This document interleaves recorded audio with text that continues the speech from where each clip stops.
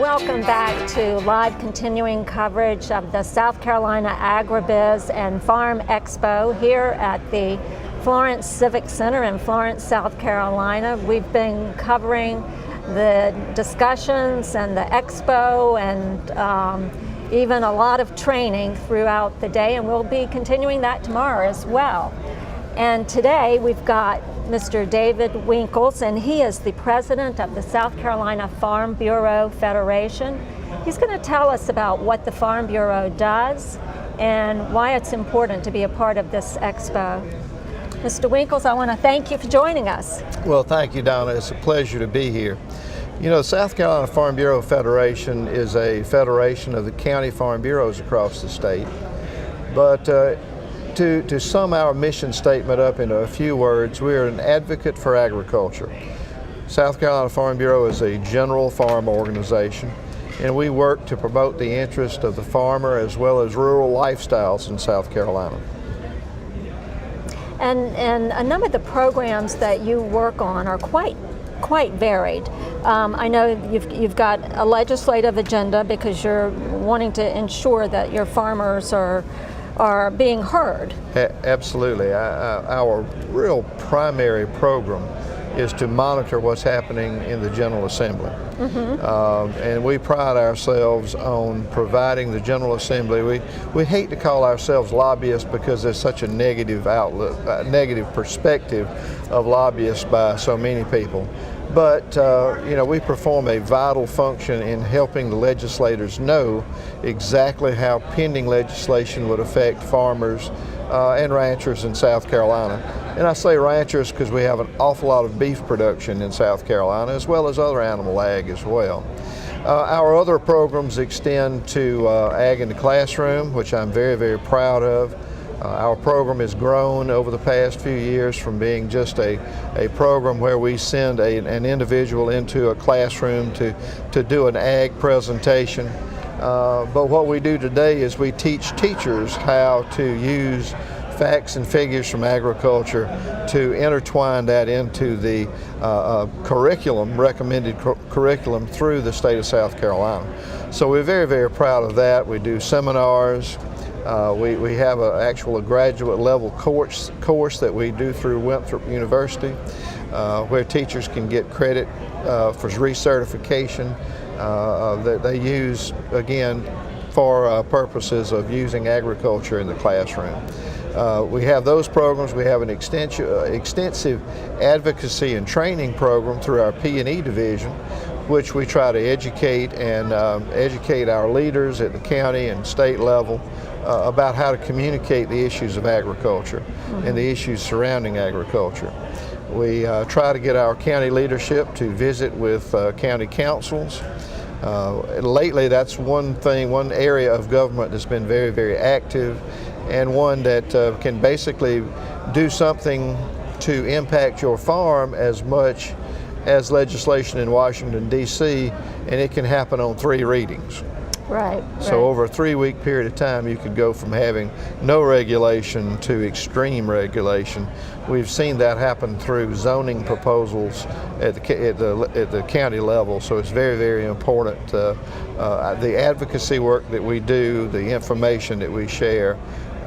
One of the other things I'm very proud of is for our membership, we have a wonderful publication called the Farmer Magazine. We try to highlight our members through there to help give people who are not directly connected with agriculture an understanding and a little bit deeper knowledge of what it takes to provide the food, fiber, and fuel that agriculture can provide. That's a lot that's going on there at the Farm Bureau. Now, you're a nonprofit organization, yet you've got people on the ground in every one of the counties, if I understand correctly. We do. We have a county board of directors in each county in the state. In fact, we're blessed in Horry County to have 2 county chapters. I think that's a holdover from the time in 1944 when we were founded, that there was a much greater separation in activity in Horry County than there is today. But we have one that's centered in Loris and one that's centered in Conway. Now, when the Farm Bureau was founded, Was there a particular issue that got it started back in 1944? Well, actually, let me go back a little bit further than that. The actual Farm Bureau was founded in New York State in 1919, and we were part of that organization. But the farmers in New York got together, and it was really very much like the Extension Service is today, or maybe I should say in the 1950s or 60s, where when they had problems, they got together to discuss those problems, and they shared information to find solutions. You know, again, very much the system that the Extension provides us today. So yes, I think that back in the 1940s, it's interesting to look back. There are labor issues, there are issues with rural electrification, the rural telephones. There were a lot of things that were very, very different in 1944 than they are today.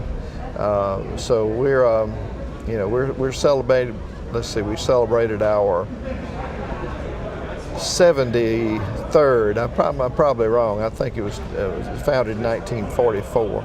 We celebrated our 77th or so annual convention this past December. That is amazing. And I'm wondering how Farm Bureau has changed over time, particularly now that there are so many, not only issues, but also so many new technologies and exciting developments.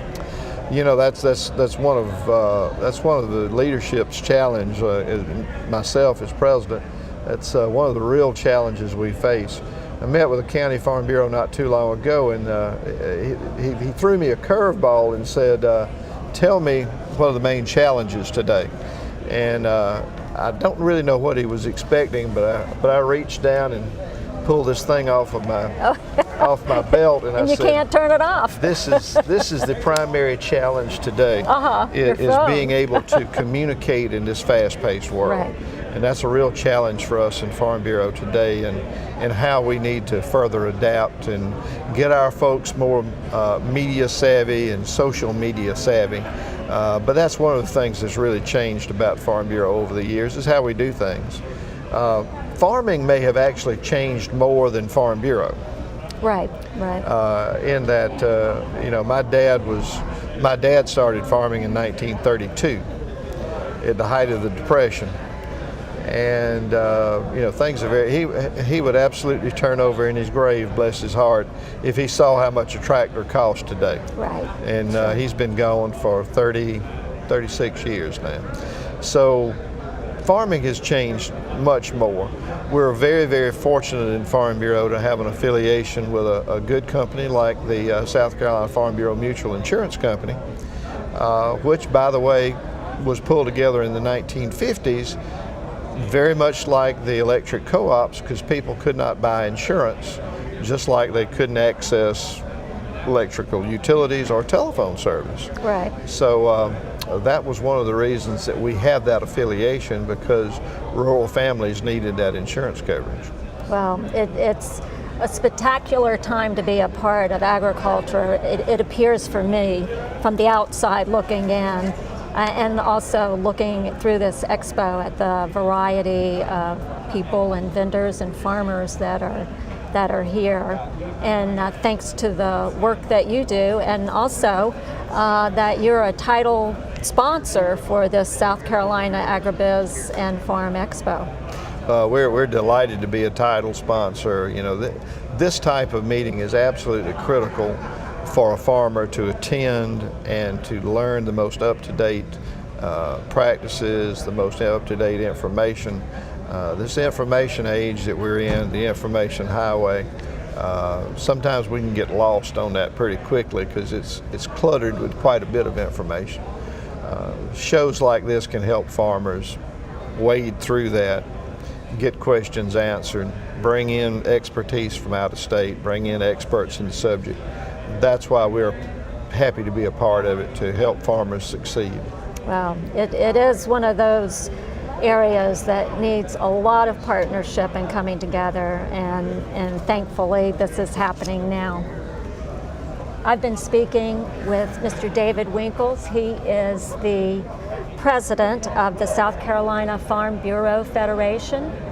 And to you, I want to ask you to continue to follow us. We'll be coming back just shortly with another interview. And stay with us over the course of the rest of today and also tomorrow as we bring live continuing coverage from the South Carolina AgriBiz and Farm Expo for 2014.